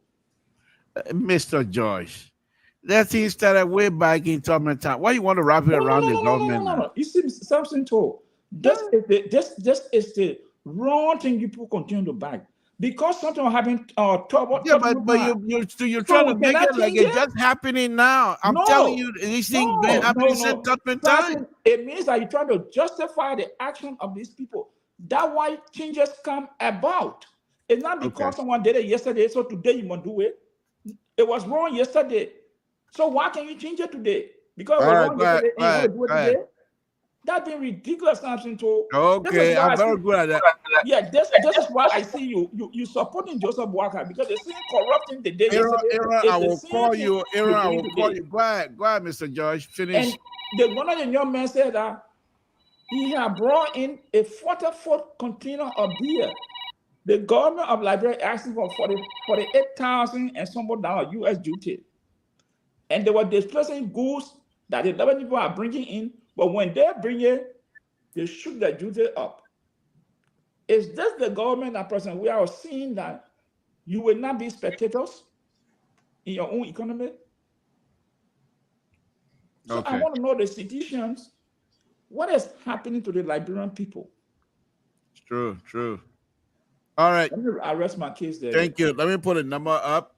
Folks, the first person I will call here now will be Aaron Bablet, IE number 9. Let me give him a call because he's been trying to get back in here. Let me call him right away. And Aaron, okay. Let's see.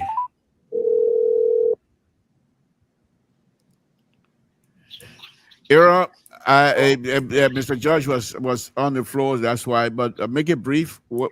Make it brief. What's on your mind again? Yeah, real quick. I just wanted to comment to your last caller after I left, Terry.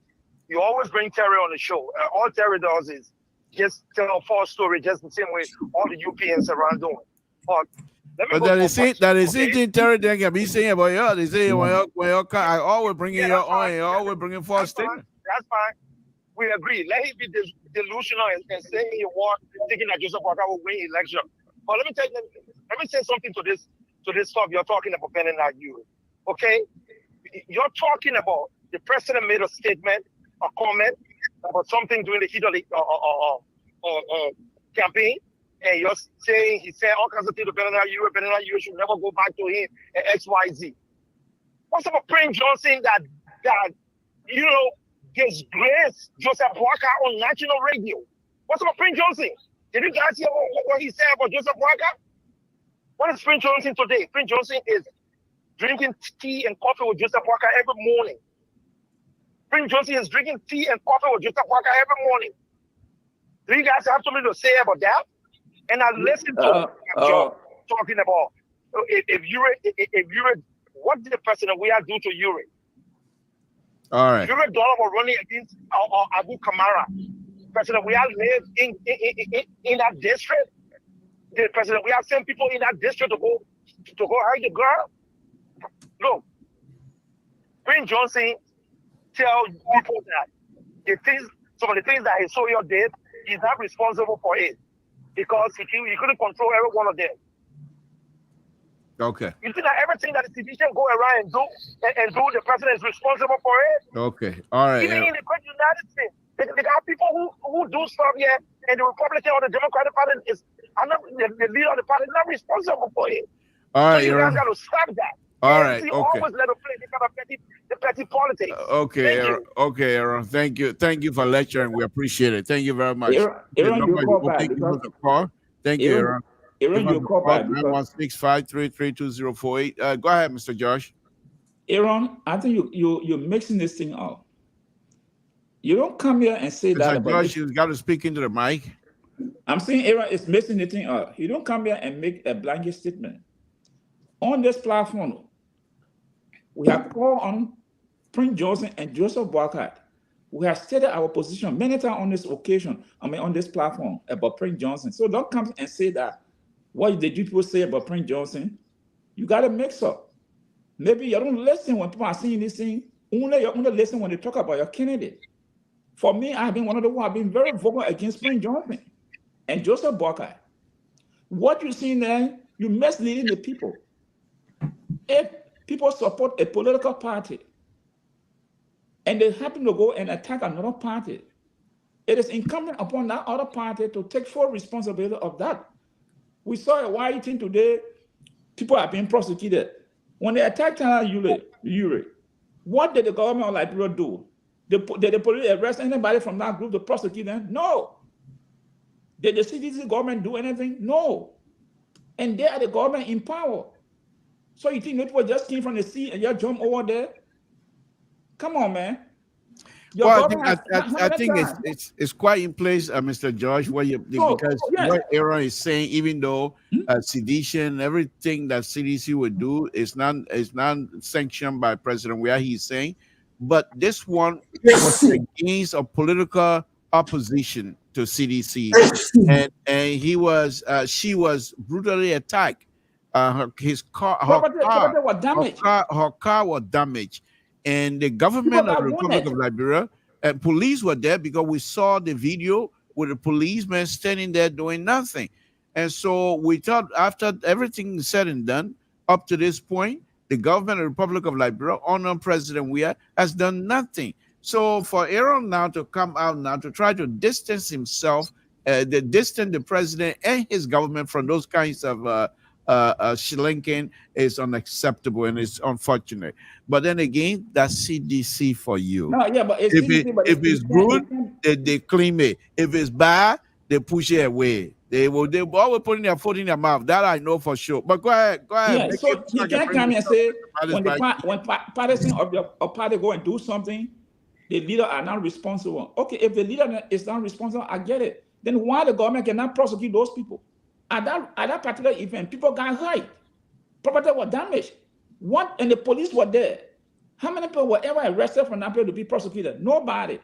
But you expect us to come and say, oh yeah, the government, it was not CDC, the government had nothing to do with it. And then you come to this moral equivalent. Oh, why you talk about Prince Johnson? You follow this program every day you call. Some question Joseph Boakai's decision to pick Jeremiah Kuhn. Prince Johnson, who said in the public that Joseph Boakai got battery in him. He was fainting when George was lifting up. Those were the words of Prince Johnson. And today, Joseph Boakai politically is in bed with this man. That was some question the Unity Party for what they're doing. If we can question them, then why we cannot question CDC? And Mary, let me come to you. Say something about this indigenous government. I get it. You are right. It's indigenous.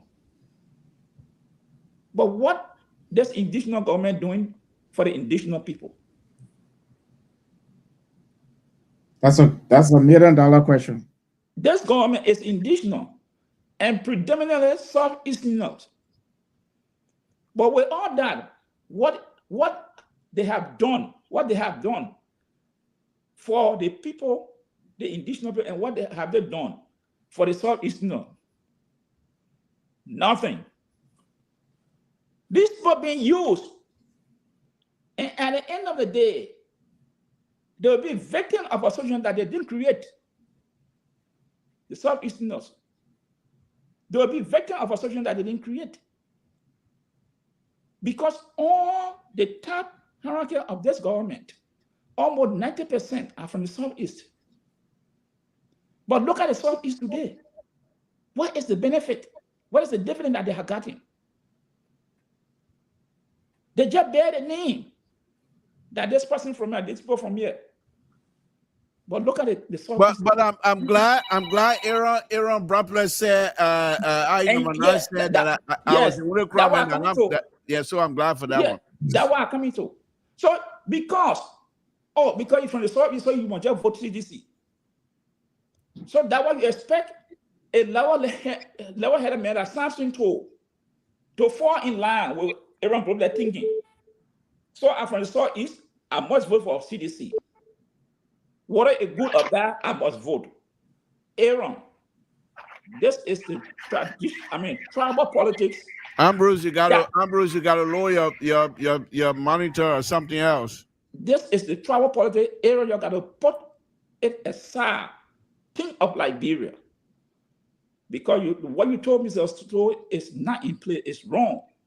It's not because I'm from Bonkan, so I'm gonna go vote for Joy Howard Taylor when she been part of a system that's oppressing the people. You think that right? I'm gonna go support Mervyn Cole because he's from Bon County. Mr. Tom go support Checha Grant because he's from Totown. No, it's what the people bring to the table. That's why we convince Mr. Tom or convince me to say, yeah, this person can do this from my region. Mr. Judge, let me go ahead. I got about 3 callers. Let me go ahead and take this. Go ahead. Cut out your next in line. Go ahead. But try to make it brief if possible. Thank you, Bob. Thank you, Bob Tour and Bob George and Bob Jones.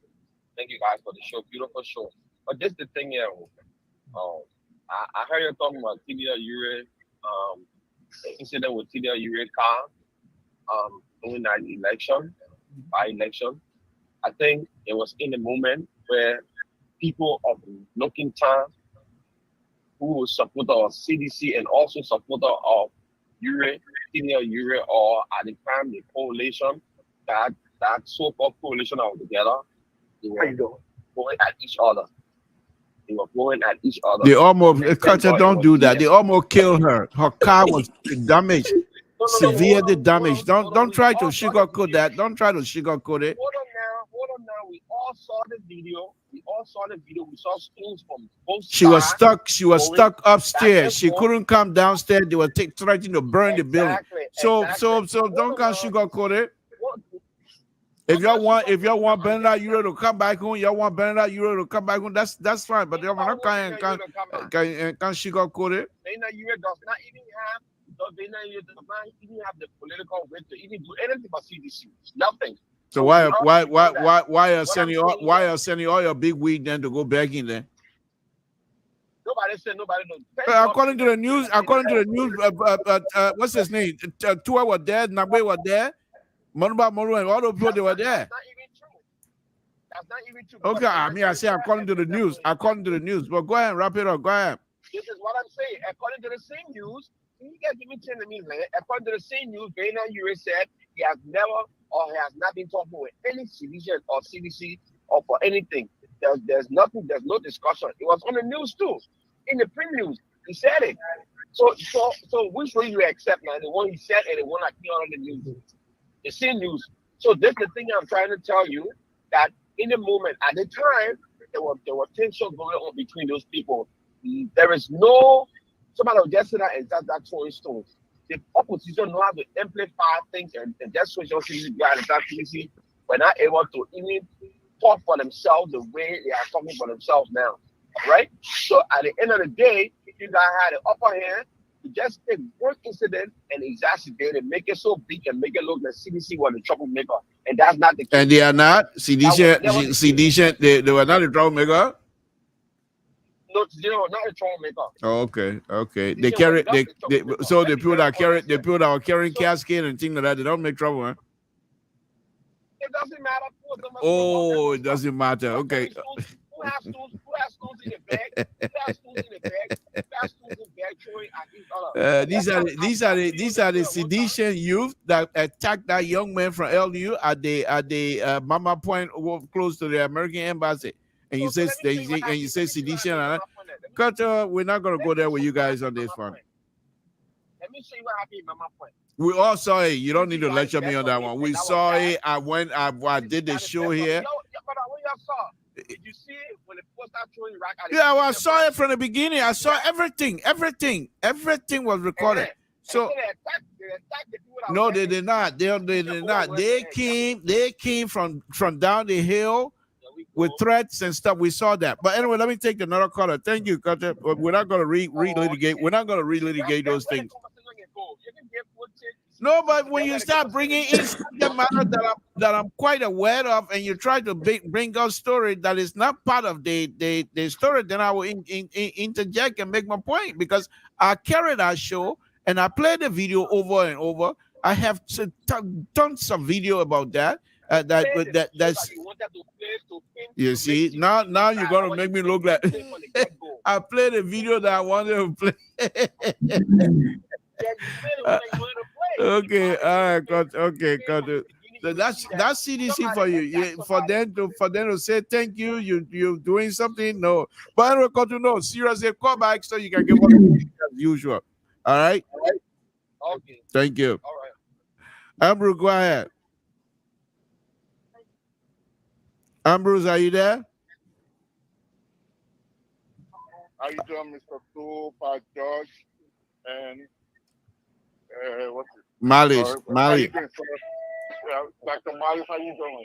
Thank you. Sir? The show is interesting today, but me, I'm not going to go to URE. I'm not going to discuss the URE there. What they do, God bless their heart. I just want to see where Pato, if I judge, will be around for a long, long time. When the last time any parliament had a power in Nigeria, of course, giving the Holocaust assigned to them to go through their various kingdom or their various villages or their towns. When the last we ever had any of that from Tubman Town or Wild Barclay Town or whatever town. When the last time we ever had any of them, our parliamentary Holocaust. I would think the Tower Town. No, I can't remember government. All right, go ahead, Mr. George is off. Okay. Go ahead. FE, that's why the park was over there. You know, we gotta be a little bit objective and be truthful. I support Mr. Cummings. I love Mr. Cummings to be president. I think Mr. Cummings would be a good president for Liberia. But we gotta be objective and give credit where credit is due. People that FE, 50 houses or 50 houses were built over there. People that don't pay a dime, they call it free housing. And that house, if even you value it 10,000, 15,000, that's a house that they never put a dime in, and the owners they lived from a hut, they went to a black house. And this is happening in the southeast. There were other places, they never had electricity there. They had electricity right there.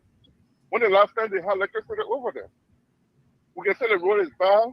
For 2 times, to Mr. Toll. What I just say? No, he said not you. We're waiting for you. Oh, okay. Yeah. So, you know, we got to give the president some credit. He may not be the fastest person. He may not like him. But what he has done, we should give him some credit for what he has accomplished. You know, that's a good step forward for other people to come in and take the mental to help our people. I heard Just BS to the point that he don't fire people that corrupt in his government. And I believe Mr. Cummings can be a better president, but I'm going to discredit him for things that he do. Because so the thing I don't Pato, you not criticize Omer Parker or anything. Or you say, oh, you don't have no comment, or today's not a good day. But you'll never put out anything. What you say Parker do wrong? You love him, you like him, but whenever he yells, you never make no comment.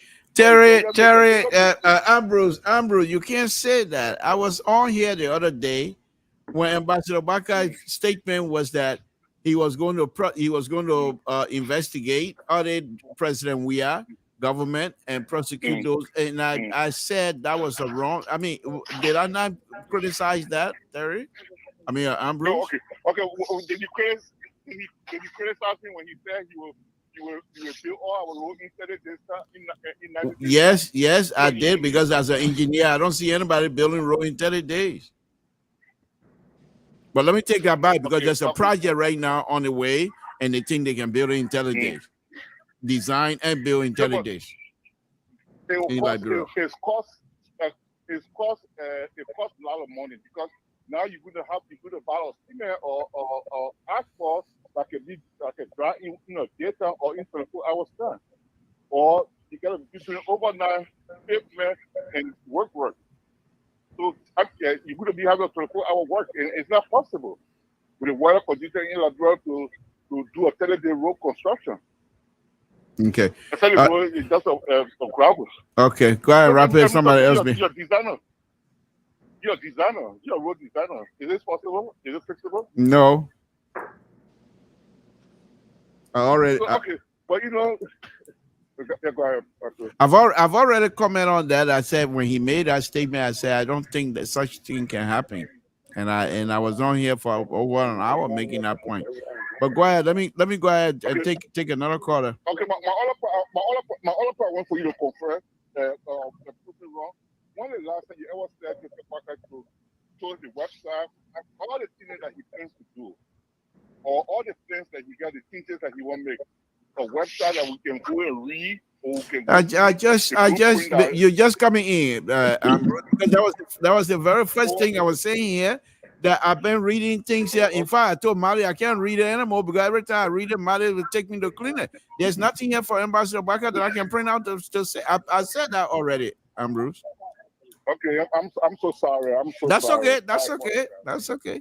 I'm glad you brought it up because other people came late and then perhaps they know that I did that. But thank you very much. Let me take this other caller. Okay, thank you. Thank you. Have a nice day. Yeah, please join us again tomorrow, please. Okay. All right. Okay, I number 9. Go ahead. Yeah, let me just correct 2 things real quick. 1 minute. Mr. George, Mr. Told knew I was joking with him. He was laughing, and I myself was laughing on the other side. It's just that I'm not online, so you guys cannot see me. To make a comment when I said, he's the only person from Ganji that supporting Joseph Barker. I don't know all the people from Ganji there. I got some friends from Ganji there, so I don't know who are supporting CDC or not. So let me correct that. And then number 2, the reason why I brought up Prince Johnson is because of the comment that you made when you said the people tried to kill your daughter and you will go support the man. It's just an allegation out there. Nobody can even prove that this man had a meeting with CDC officials. Or you CPP or ANC running with it like something. I mean, that's the thing that confused me. Okay? These are already let's talk about the issue. Let's talk about the tangibles. Let's talk about what you guys can do when you come to power. You'll leave all these things. Anybody that go and join or CDC, you're leaving. Anybody that go and join Unity Party, you're leaving. No, we cannot leave it, Aaron. Okay. Let's talk about the issue. Aaron, I put it. Hold on, Mr. Josh. He can't hear you. Hold on. Go ahead, Aaron. Wrap it up. Yure is a free man. Yeah, I'm gonna wrap it up. Yure is a free man. Yure is a grown man. Yure make decision for himself and his family. Yure know what is good for his family and what is bad for his family. It's not all in place to tell Yure this is good for your family, this is bad for your family. He's not a child. So I just want you to get that, Mr. George. If he chooses to go and support the CDC, that's his prerogative. You got nothing to do with it. Just leave all the other extra baggage alone and focus on your campaign. What you guys going to do? The fix up 1 and fix up 2. You tell us what you're going to fix. What you're going to fix. That's what we want to know. All right. Thank you. Thank you guys, and you have a good night. Thank you. Samson told Labrador Public Radio, what's your name? Where you're calling from? What's on your mind? Yeah, what's on my mind is that the ANC folks need to stop lying on Bernard Yure. Bernard Yure had a press conference today. He said those information are not true. Okay. And you need to stop. No, we said let me finish. But hold on now. No, hold on. Because you're coming with an assumption. You're speaking. No, I'm sorry. You're speaking from an assumption that we didn't make some clarification. Every step of the way, we said if the story is true. So please qualify that. Then you can make it. That means you understand what our position. Go ahead. Okay, thank God you said if the information is true. By the way of introduction, my name is Justina Gatti. I talked to Mr. Yure yesterday night after I did a podcast. I sent him a WhatsApp message. He said, Justina, that information is not true. It's propaganda. He said to me, Justina, you know me. You think if I want to join CDC, Hello? you think if I want to join, hello, can you hear me? Yeah, go ahead. He said, Justina, if you think I want to join CDC, I will go meet CDC to a hotel. You think after CDC almost took my daughter's life, I will go join CDC? Even if I want to CDC, that to hotel, I will go meet CDC. I got my farm. I got my office at Lone Star. I got a lot of offices in the country. That to hotel, I will go to meet them. If I want to join CDC, I will not go to Georgia. But let me I will let them know for other people. Hold on 1 So minute. that information is not true. That statement that you just made were also mentioned in the article, that he wanted to meet in his house and not in a hotel for security reasons. That is not true. Okay. That information of Renaissance that Renaissance posts out is not true. It's propaganda. Okay. And let me say this to the ANC folks. You see, why you want to wrap it? Why you want to wrap it around ANC? ANC is the not reason I'm saying this. The reason why I'm saying the ANC folks is that, remember, I'm a former member of the ANC, and the in the service of some members in the ANC, that one of the reasons that make me to leave. Because you cannot come and be accusing other people of doing something that is not So right. what party? What after you left ANC? What party you went to? Bernard, your party? I'm not joined. I joined no political party. I support Bwakai. That's it. As an individual, I support Bwakai as an individual, not Unity Party, but Joseph Yuma Bwakai. That's You mind if I ask you what would be the political reason behind that? If you don't mind. Yeah, why not?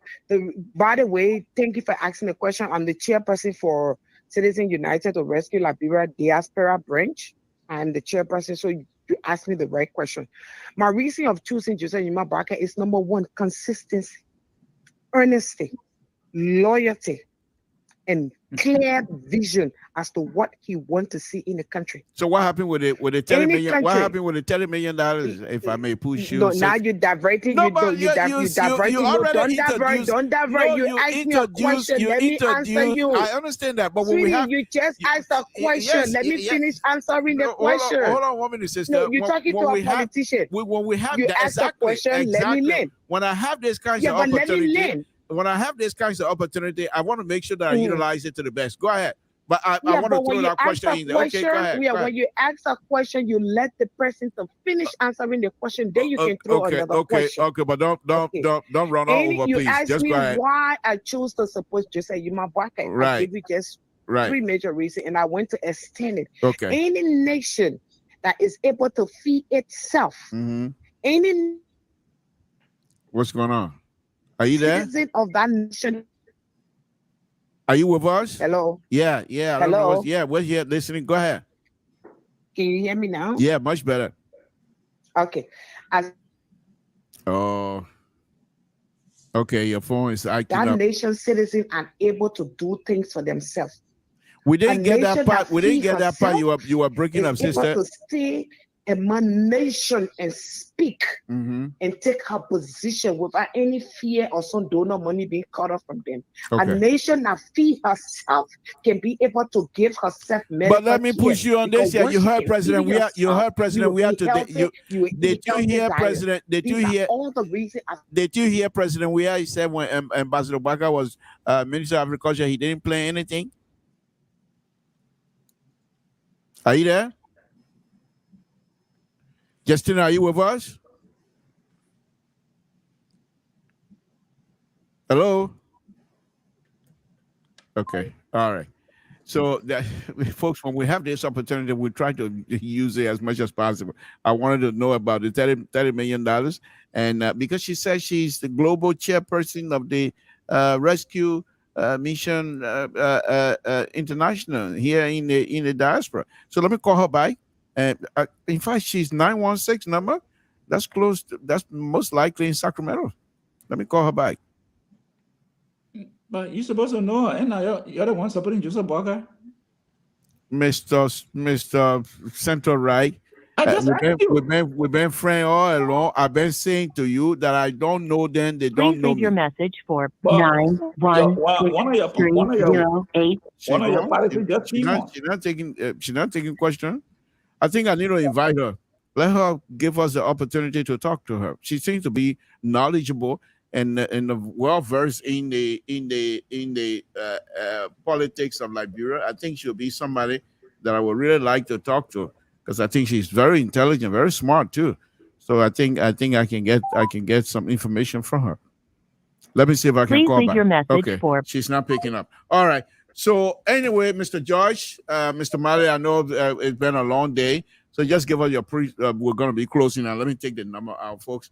We do these things here when we have opportunity. Folks come in and we think we can get something from them. We try to utilize the opportunity. So go ahead, Mali, go ahead, give us your closing if you're still with us.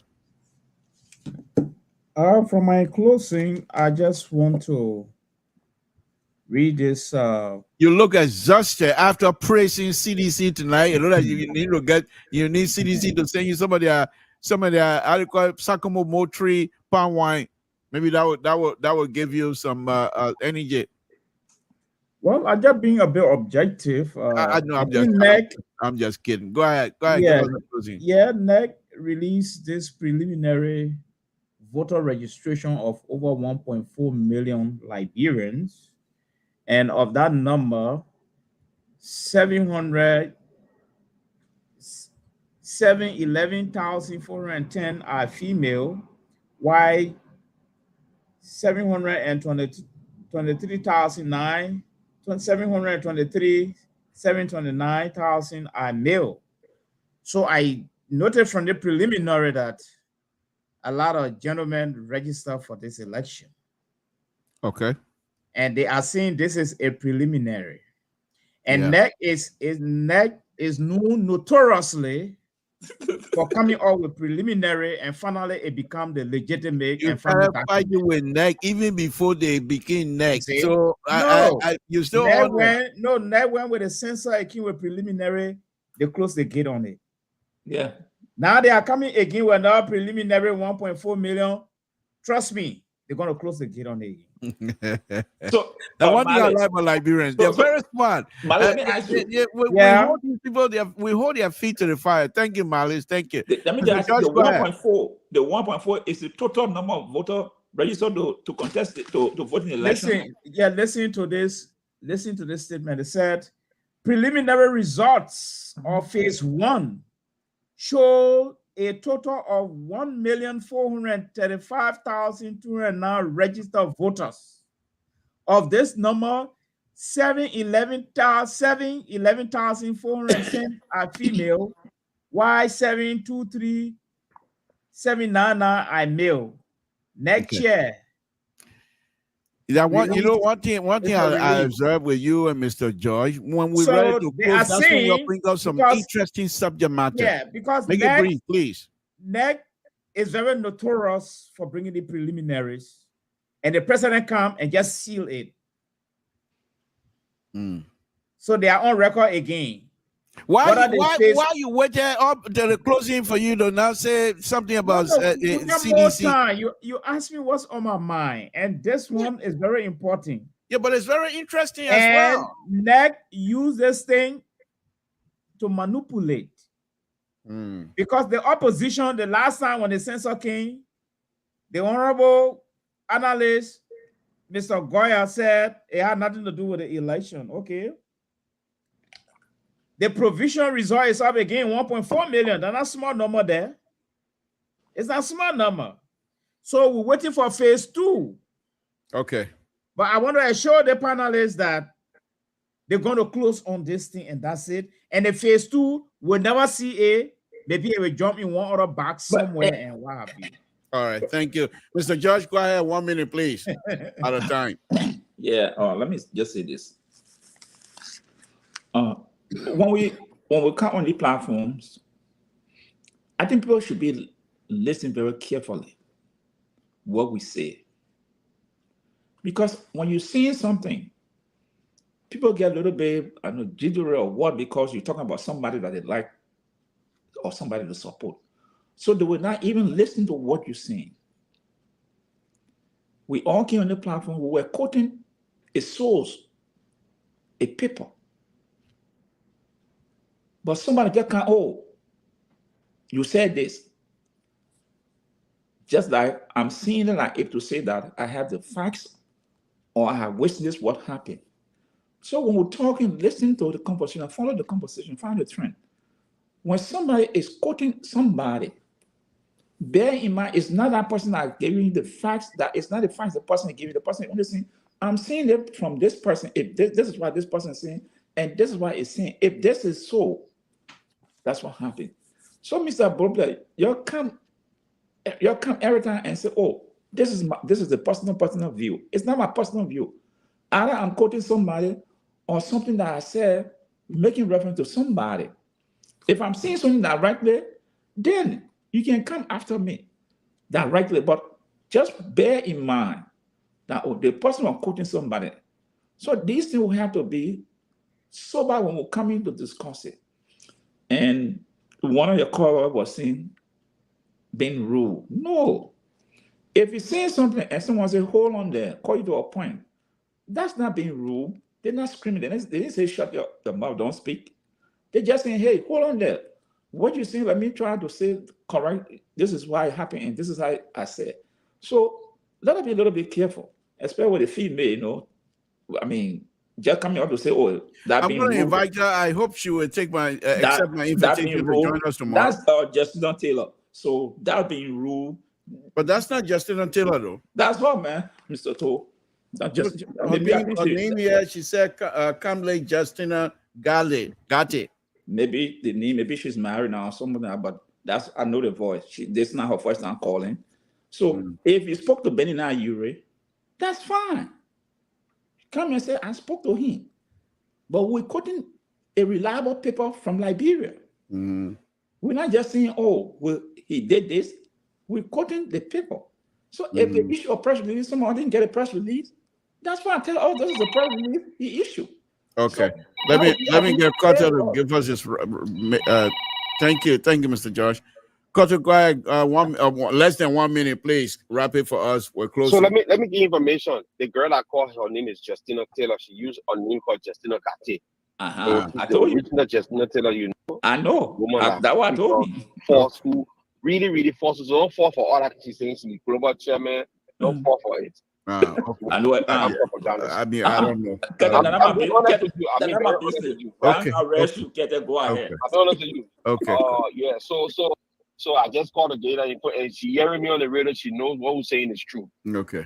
Because like one of the people that been flip-flopping the conversation here and there, misinformation and disinformation. So I mean, her story is not even credible. When she come here and talk about Tina, you must fact check it 25 times before you play it for your mouth. Okay, thank you. Yeah, thank you so much. Thank you. All right, folks. Mr. Mali, Mr. George, I want to thank you guys very much for this wonderful. I think Mr. So is kind of hopefully will be pleased the way we've been carrying on. The fact that he is not here.